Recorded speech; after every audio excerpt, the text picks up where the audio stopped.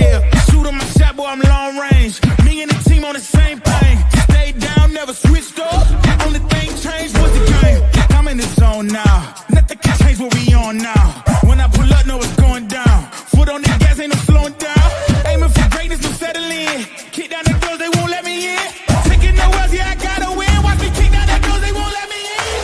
Who running the game now? Foot on the gas, can slow down. No, my team, we holding it down. We know we running it now. Watch the game change. Watch the game change. Watch the game change. Watch the game change, yeah.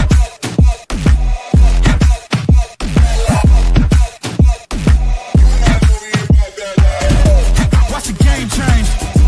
Watch the game change. Watch the game change.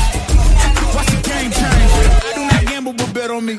Tell them that's like, yeah, it's still love it. I'm taking a shot for my enemies. I can't waste no more time on my energy. I know they know I got it on lock. Go against me, that's a long shot. Cause I'm counting wins all around the clock. Never doubt me, boy, I don't stop.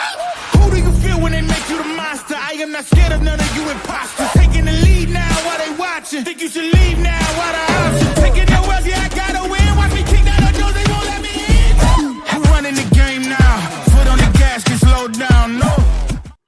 Welcome to another edition of the It's Cavalier podcast. It's your boy Mac, and tonight our Cleveland Cavaliers took on the Toronto Raptors on the second leg of a back-to-back after defeating the Oklahoma City Thunder last night. You guys know that was an excellent game. We can't deny that, right? But this game had a much different feel to it, right? As we often say on this podcast, you must absolutely take your opponent seriously. That includes the now 8-30 Raptors. Despite this Cavaliers team quite literally having four times as many wins, and that's no exaggeration. The Raptors still have some really talented young players at their disposal. But before we get into that, I have to mention the obvious here, right? Donovan Mitchell, after kind of having somewhat of a, I'm not even going to sugarcoat it. He had a shitty game. He had a shitty game against the Oklahoma City Thunder, and they rested him tonight on this second leg of this back-to-back. But you know what?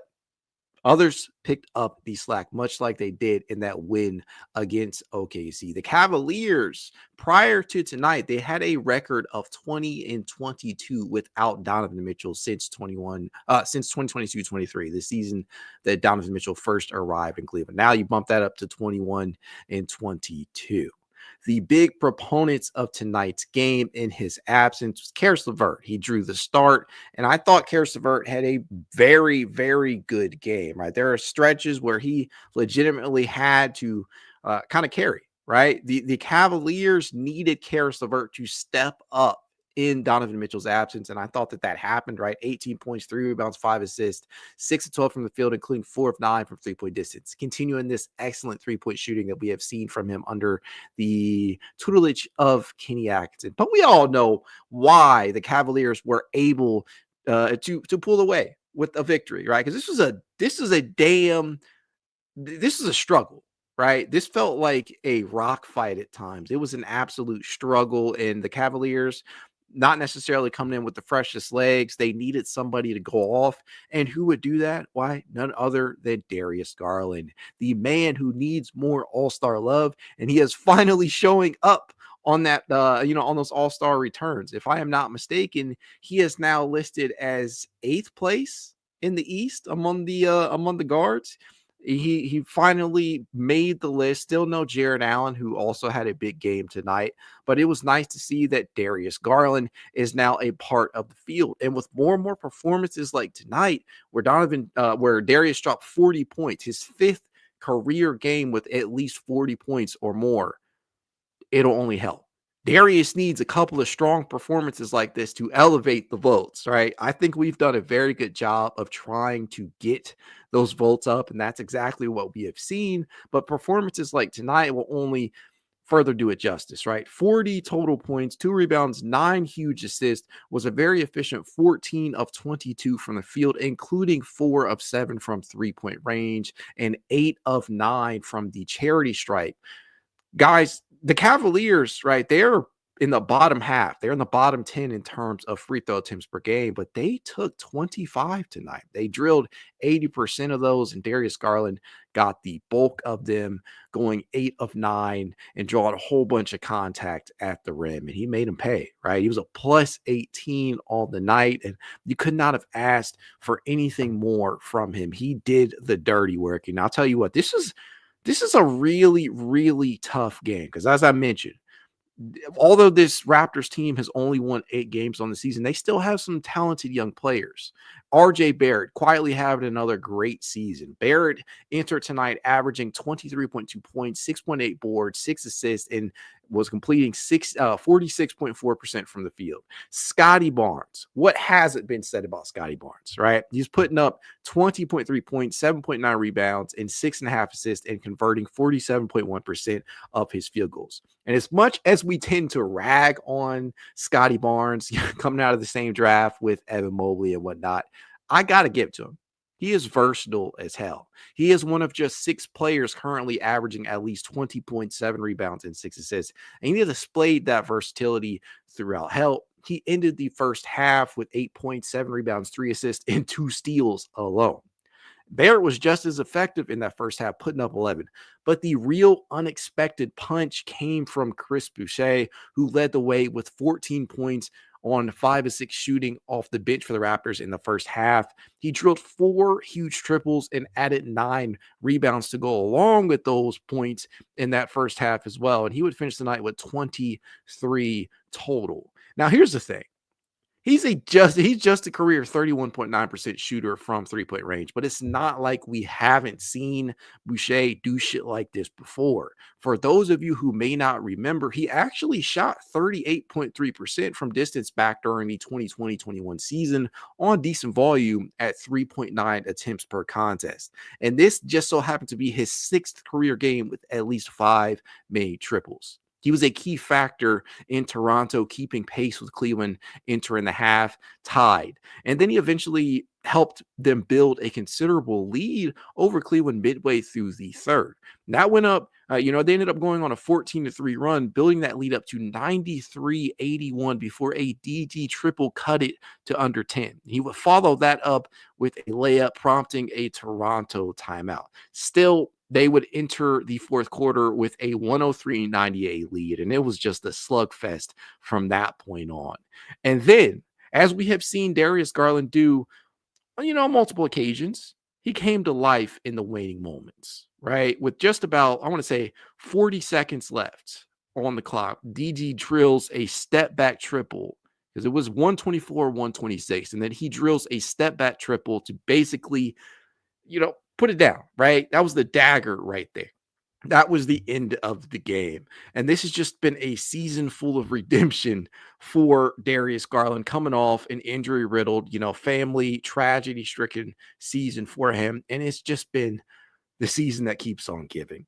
40 points, 9 assists tonight. That's awesome in Donovan Mitchell's absence. You needed somebody to step up, and I think that all the confidence that Kenny Atkinson and Donovan himself have instilled in many of these players, including Darius Garland, is really starting to pay off, because there was a time when they did not have Donovan out there where they would struggle, and it felt like that, honestly. I'm not going to lie to you guys. It did feel like they were struggling to figure it out on both ends of the floor without Donovan out there. But I'm just going to chalk it up to some unusually high shooting from, unusually efficient shooting from that of the Toronto Raptors, who would finish the game shooting 45% from 3-point distance on 31 attempts. That is not something that they typically do, my friends. The Toronto Raptors are not some team that chooses to go out there and shoot a huge chunk of threes, on any given game. That's just not what they do. On the season, the Toronto Raptors are 29th in 3-point attempts. They attempt just 34.3 attempts per contest. They attempt 33.1 attempts rather per game, and they shoot just 34.3% from that 3-point line. It is not something that they do quite well. And we know the Cavaliers, they are the best in the league. They entered tonight shooting 40.5% from three-point distance and taking 40.2 attempts. That is just a stark contrast between what we see from this Raptors team. The Cavaliers are literally taking 7 more triples per game than Toronto. But tonight, they just shot unrealistically and unsustainably well. That's not something that you're going to see from them very often. You got big time performances from Chris Boucher. You had players like excuse me. You got players like Jamal Sheed coming off the bench with 15 points, going 3 of 3 from three-point distance. You have Emmanuel Quickly and others, right? Jakob Poeltl, yeah, respect to Jakob Poeltl. I have no problem with him. But the point of the fact is that Boucher tends to not shoot that 3-point ball all too well on his career as a whole. But again, like I said before, it's not like we haven't seen him do shit like that before. 38.3% just a couple of seasons ago. So they're capable, but as a team, they just don't do that very often. And so I think it was a little bit out of the ordinary, and it caused this to be more of a game that it really should have been, with Cavaliers pulling away at the end of the game off of that DG step back triple. And they ended up winning 132-126. Another game in which they have crossed that 100-point threshold. They have not failed to cross that mark in any of their now, if I'm not mistaken, 37 games on the year, 37 straight games where they have scored at least 100 points. And they put up another 130 spot. That's something that they continue to do. That is insane to me. And it wasn't just DG, as much love as we're giving to him. Jarrett Allen and Evan Mobley both had monstrous performances. Evan Mobley, in his 32 minutes of action, had 21, 11, and 6. Just a phenomenal stat line from our guy who's finally taken that leap. And he was a very efficient 7 of 11 from the field, including the best part, 3 of 5 from three-point range. Evan Mobley has arrived. He has continued to kick Scottie Barnes' ass. We love that. And for those of you who are not aware, Scottie Barnes is now 4-8 versus Evan Mobley lifetime. Taking L's consistently. He has a 33% win percentage versus Evan Mobley. That should make you feel good. If nothing else that you hear from me on tonight makes you feel good, just take that into consideration.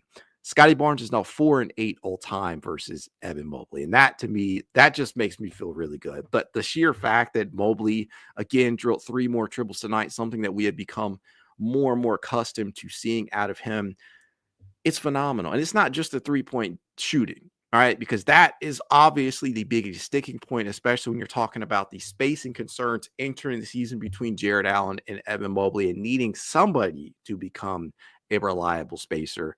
But him being aggressive and attacking inside and just going at people in the paint, there's just been there are numerous clips that I could pull. I'm not going to do it right now, but there are numerous clips that I could pull from tonight's game that really, really emphasize that, where you see him pull a couple of moves that you may not have seen him do in seasons past.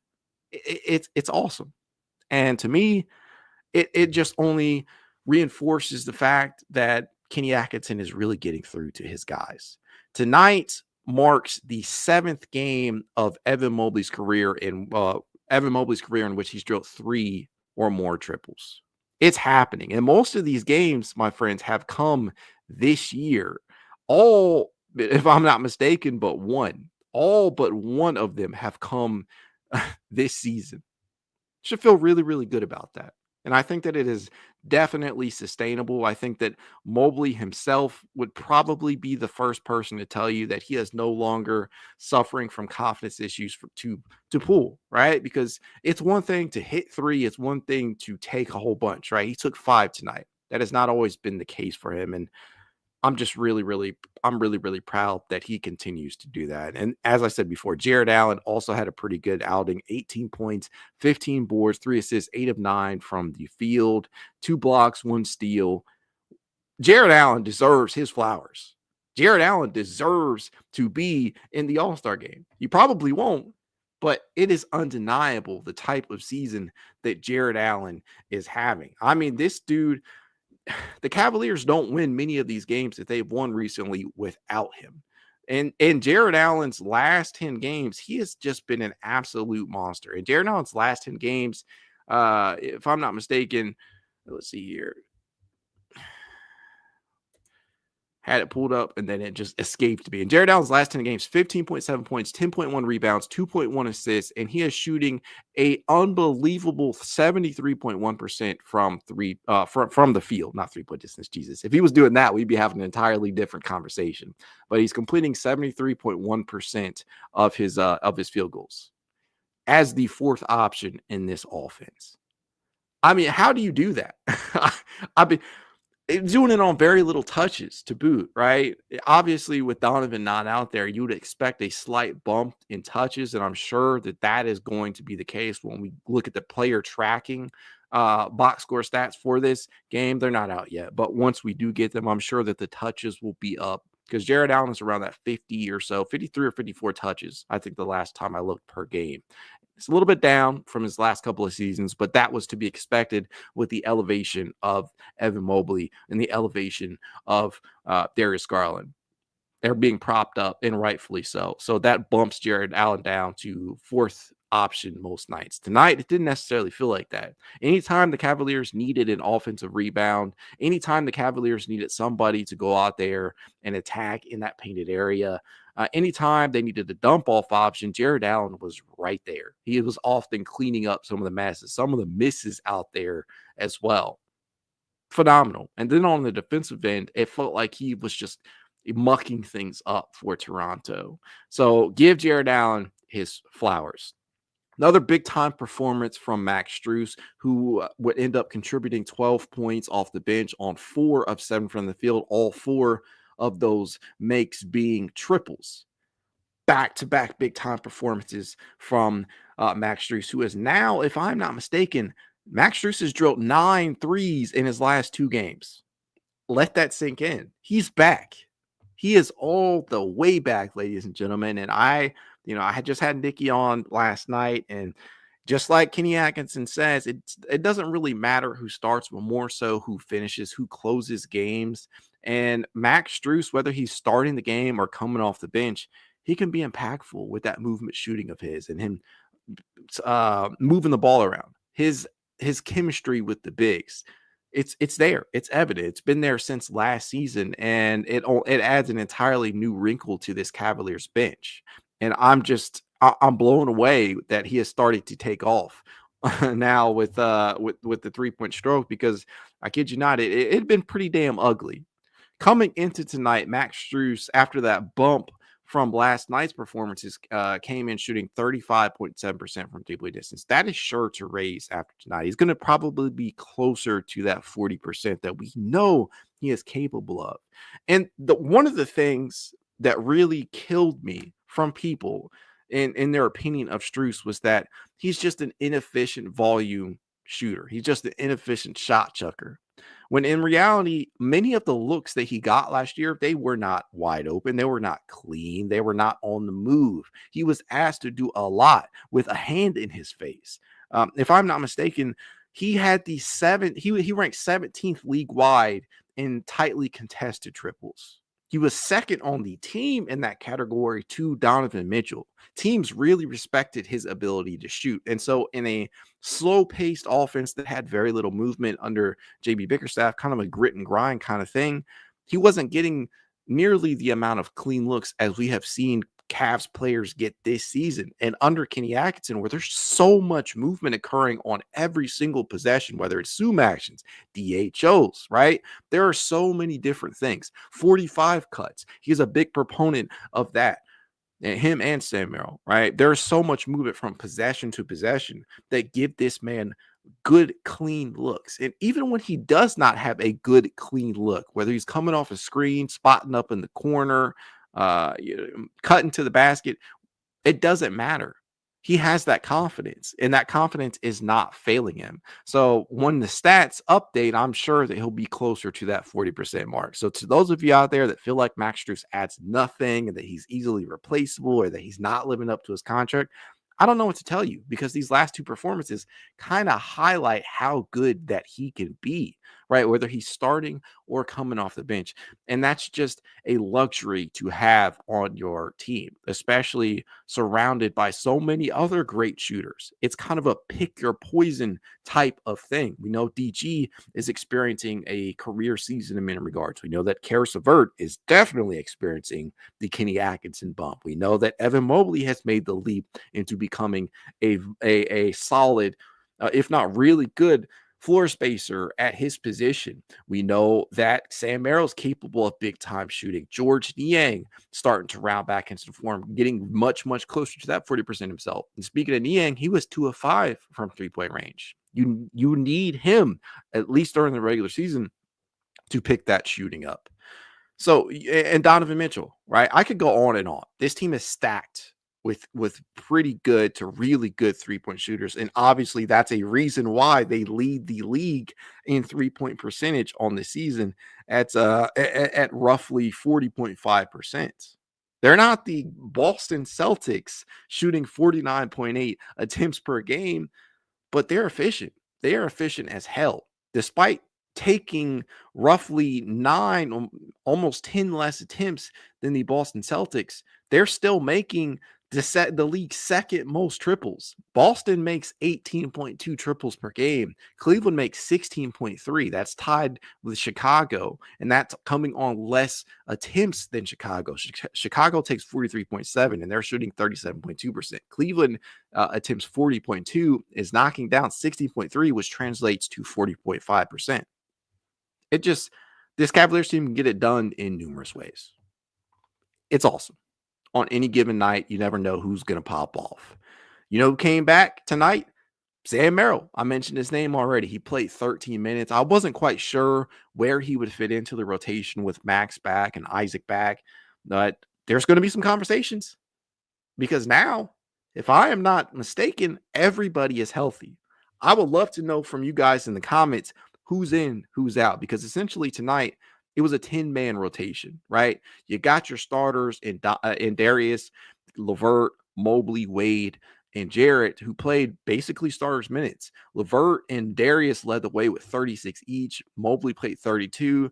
Dean played an uncharacteristically high 29. Jarrett played 29. Strus led the way off the bench with 25. You got Jerome with 20. You had Niang with 13 and Merrill with 13 and Isaac with 8. That is 10. They went 10 deep tonight in this rotation. Now, when Donovan comes back, do they bump that up to 11? Do they keep it at 10? Does it go situational? Do you see what combinations work? That's a question for Kenny. And I think that we owe him the benefit of the doubt. Now that everybody is healthy, I think you're really going to see this team start to hit its apex. That was the word that I used when I was on with Kenny last night. They had with Nikki last night. They have not even hit their apex. They're not even at their best. So we'll have to see what is to come from Kenny Atkinson in terms of the rotational use of who's in, who's out, if it's going to be more so situational based. But all these guys add something a little bit different. Sam Merrill in particular on the defensive end, though Sam did not start the season shooting too well, Sam has been very productive defensively. So the caveat with him used to be, okay, you're getting excellent 3-point shooting, but you're giving something up on the defensive end because he can be beaten. Now, on the season, Sam is shooting 35.1% from the 3-point line, which is respectable considering the amount of defensive pressure that this man sees on a night-to-night basis. But it becomes a question of, okay, is he adding enough in other areas to warrant rotational minutes? And I think there is a solid case to be made that a healthy Merrill, he makes his case to be out there on the season. From a defensive standpoint, he has limited his matchups to 93 of 209 from the field. That is 44.5%. That's pretty damn respectable. I think that if anything, it shows you that he is willing to go out there and hustle, put in the dirty work, and accept tough perimeter assignments. And you saw some possessions tonight where he played some really good defense, and that has continued to be the case for him each and every night that he is out there. Whether he is knocking down that 3 ball or not, Sam is going to go out there and hustle. And although he scored just 2 tonight, did not knock down a triple, went 0-2 from range, He did some things out there that I rather enjoyed, and it was a key point in him finishing with a plus 13. And I know that plus minus is such a finicky stat, and I know you have to kind of take it with a grain of salt, but there is a reason that guys like Sam Merrill and Isaac Okoro and Karis LeVert, even when he has a head scratcher of a game, there's a huge reason why guys like that tend to still be really, really high up there in terms of plus minus on this season. In terms of total plus minus, Karis LeVert came in as the league's 7th overall player in that regard with a total 282 plus minus. Sam Merrill, he's done very good for himself as well. Merrill is 49th in that regard as a plus 132 total on the season. So in the top 50. There's a reason why that happens. It's because he hustles defensively. It's because he spaces the floor, whether he's knocking down that shot or not, and the gravity's out there. He's a quality facilitator when asked to. He cuts to the basket. There are a lot of different things, a lot of different wrinkles to what Sam Merrill brings to the table. Don't mean to turn it into a Sam Merrill conversation, but the point is, all of these guys, they bring a little bit something different to the table. So when the time comes for Kenny to make some tough decisions, I believe that he'll make the correct decision when needed. The Cavaliers, after pulling off tonight's victory, they're 33rd on the season. They will not play again until January 12th. That is a Sunday against the Indiana Pacers. And so, as long as everybody stays healthy, as long as nobody suffers some type of freak injury in practice or gets sick or anything, that could be the first opportunity that we have had all season. Let that sink in. We are 37 games in. And the Cavaliers are going to get the opportunity, their first opportunity of the entire season, almost halfway through, to see the rotation at near full strength. That's a big deal to me. I don't know about you guys. That's a big deal to me. And so I'm very curious to see what the rotations look like, what the minutes distribution looks like, and if it's going to play a huge factor in the game against Indiana. With the group that we have, I don't worry about any guys' egos being bruised about not playing. I don't worry about chemistry issues or anything like that because we have seen that Kenny's been able to plug and play, pull the right levers whenever needed. And I think that's just going to continue. I think that's the best place to leave it at tonight. Tonight's performance, again, a big time one from Darius Garland, another 40-point game from him, his 5th career 40-point game. Really good stuff from him in the absence of Donovan Mitchell. As I always tell you guys, if you'd like to reach out to me, you know how you can. It's Cavalier_pod on Twitter, TikTok, Instagram, YouTube, and more. If you'd like to be added to the It's Cavalier Discord chat, you know what to do. Leave a rating, leave a review, send a screenshot of said review to itscavalier53@gmail.com, and I will send you said invite. If you just so happen to be watching over on X, do your boy a favor, head on over to YouTube right now. It doesn't take you too long. Hit that like button, subscribe if you're not yet a subscriber to the It's Cavalier podcast. Oh, and hit that notification bell so you never miss out on a beat of live post-game coverage. Go Cavs.